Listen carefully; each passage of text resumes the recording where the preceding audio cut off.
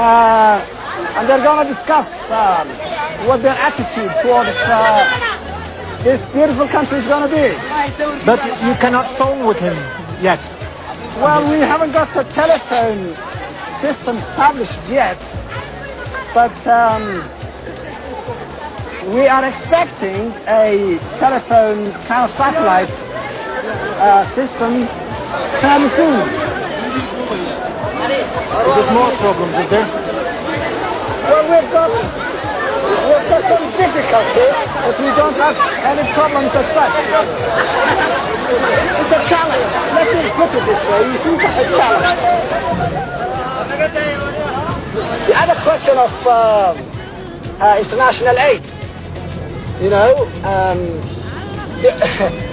we're not seeking, you know, international aid all that much, to be quite honest with you, because the national attitude towards such matters is one of self-reliance. We have based our national liberation struggle on the basis of self-reliance.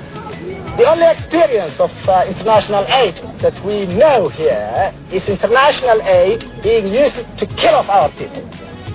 You know, as I was saying earlier on, Ziad Barre established what they used to call, you know, Western experts. The Institute of Strategic Studies in London used to describe Ziad Barre's army as the strongest black, the strongest army in Black Africa.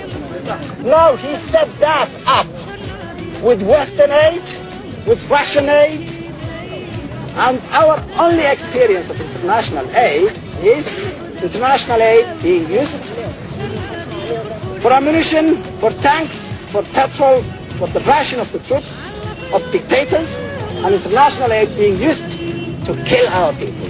That's the only experience we have of international aid.